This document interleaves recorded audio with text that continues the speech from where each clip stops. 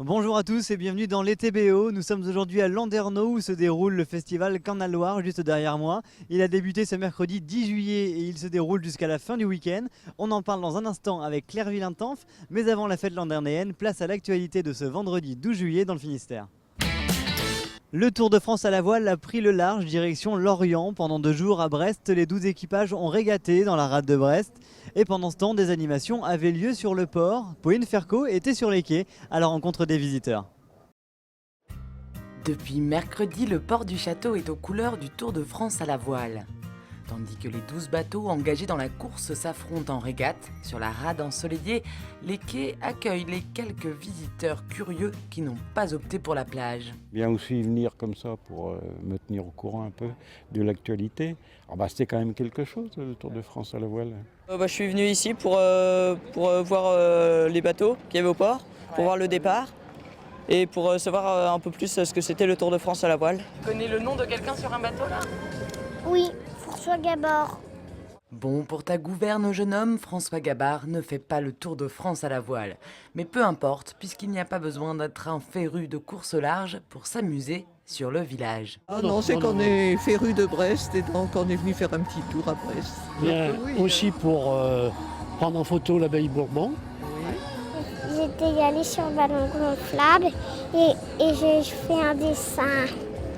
J'ai vu une attraction où il faut le monter sur le mât, j'ai essayé, j'ai tout bien réussi. Si l'événement n'a pas ameuté les foules, le Tour de France n'en reste pas moins une épreuve sportive, tant endurante que stratégique. Brest n'est qu'à la moitié du parcours. Ce vendredi soir, les équipages ont mis le cap sur Lorient, la ville d'attache de Franck Camas, actuellement leader au classement général.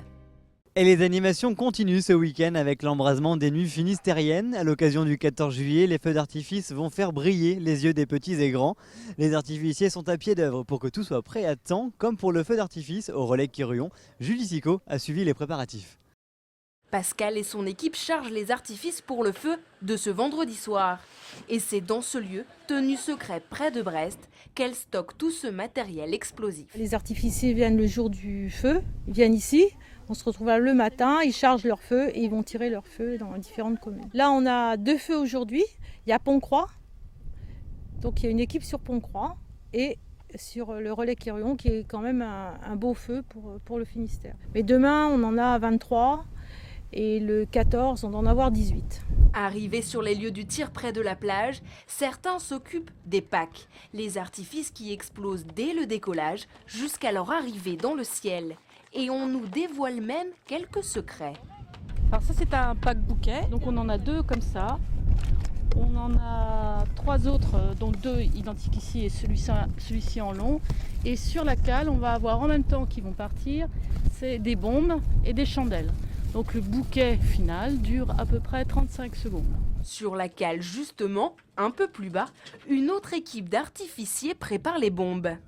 Alors les bombes, c'est ce que vous ne voyez pas monter. Vous entendez bloum, ça grimpe à l'apogée, du 75 à peu près 75 mètres, du 100 à peu près à 100 mètres, et ainsi de suite. La belle bleue, la belle rouge, la belle rose, et c'est là-dedans, ce sont des bombes. Pour le moment, ce ne sont que cartons et fils, mais ce soir, la féerie des feux d'artifice devrait de nouveau opérer. Une nouveauté à présent, le covoiturage spontané. C'est une première en Bretagne et c'est à Brest que ça se passe. Le concept est à mi-chemin entre le covoiturage classique et l'autostop. Brest Métropole Océane teste le dispositif jusqu'en août et Sophie Lecroisier nous le présente. Ce sigle est tout nouveau, c'est celui du covoiturage spontané, une initiative citoyenne lancée par Brest Métropole Océane. Ce n'est ni de l'autostop, ni du covoiturage, c'est un mélange des deux.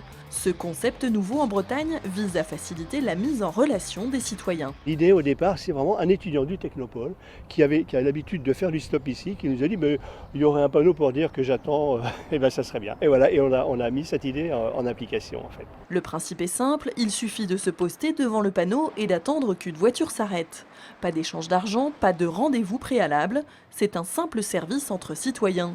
6 lieux sont siglés à Brest et Plouzané. L'expérimentation a débuté début juillet. En fait, j'étais à Plouzané et comme le décalage de temps entre le passage des bus est assez lent, donc j'ai pu utiliser le covoiturage instantané. J'étais devant le panneau, je faisais le stop et ça marchait, quoi. Ça m'a évité quand même une demi-heure d'attente. C'est très convivial et c'est pratique. But de l'opération, réduire le nombre de véhicules sur les routes. La phase de test se poursuit jusqu'à fin août. Reste à savoir si l'opération sera pérennisée. Il fait la part belle à la culture bretonne depuis 27 ans, que ce soit par ses créations ou par la langue bretonne. Le festival Canal Loire a débuté depuis ce mercredi 10 juillet et ce encore pendant tout le week-end. Claire Villentanf, bonjour. Bonjour. Alors pour cette nouvelle édition, c'est une nouvelle équipe qui est aux commandes de ce festival Canal Loire. Quel a été votre principal défi ? Le défi, c'était de pérenniser cet événement qui existe justement depuis 27 ans et qui est connu et reconnu pour sa ligne artistique et ses choix artistiques, notamment de soutien à la création des artistes bretons. Et ça veut dire quoi, ça, le soutien à la création des artistes bretons ? On fait quoi en fait pour soutenir la culture bretonne ? C'est-à-dire qu'on met à disposition des moyens financiers, techniques pour donner de l'espace à ces artistes pour créer des nouveaux spectacles, soit musicaux au niveau de la danse, du théâtre et de la langue bretonne. Ça peut être accueillir des artistes en résidence, c'est accueillir aussi des spectacles de l'année qui n'ont pas forcément beaucoup tourné ou des groupes qui n'ont pas de scène pour se produire. Nous, on leur offre vraiment un espace d'expression. Vous leur offrez un public aussi du coup pendant ce Voilà, festival ? exactement. Très varié, donc voilà, c'est vraiment notre ligne artistique. La nouvelle équipe en plus a une moyenne d'âge d'environ 30 ans. Est-ce que ça change beaucoup de choses ? Parce que quand on parle de culture bretonne, on pense tout de suite et souvent au traditionnel et au folklore. Du coup, comment est-ce qu'on pallie à tout ça ? Alors, je ne sais pas si ça change grand-chose, puisque le festival, depuis longtemps, fait justement invite des artistes de tous horizons, bretons de tous horizons. Donc, on propose des choses rock, on propose des choses traditionnelles, le mélange des deux. Voilà, je ne pense pas que le fait que l'équipe se soit rajeunie ait changé la ligne artistique, justement, parce que c'est vraiment quelque chose auquel on tient. Vous êtes depuis déjà un bon moment, en fait. Voilà, exactement. Donc, voilà, après, rajeunir le festival, c'était peut-être plutôt au niveau des infrastructures, de la communication justement, le visuel de l'affiche, ce genre de choses. On sent qu'il y a une nouvelle dynamique qui se lance. Au niveau des infrastructures, l'une des nouveautés, c'est d'ailleurs le dôme en fait qu'on a derrière nous. Notamment le dôme, oui. Alors c'est quoi sa particularité ? Il sert à quoi ? Alors c'est un espace de spectacle au final. C'est un artiste breton qui s'appelle Boris Abalin qui a créé ce dôme et qui a souhaité en fait voir naître sous cette structure un spectacle qui s'appelle Macrocosné qui sera donné ce vendredi soir lors de la Vocalnose. Vous avez dû déjà voir, j'imagine, les répétitions. Est-ce que la naissance s'est bien passée ? On est dans de bonnes conditions pour l'accouchement ce vendredi soir ? Tout à fait, ouais. Ils ont fait les balances hier soir, les réglages techniques, et c'est tout à fait impressionnant, même de l'extérieur, de voir la lumière et les vidéos tournées sur le dôme. C'est assez extraordinaire. Quel a été le fil rouge de cette édition ?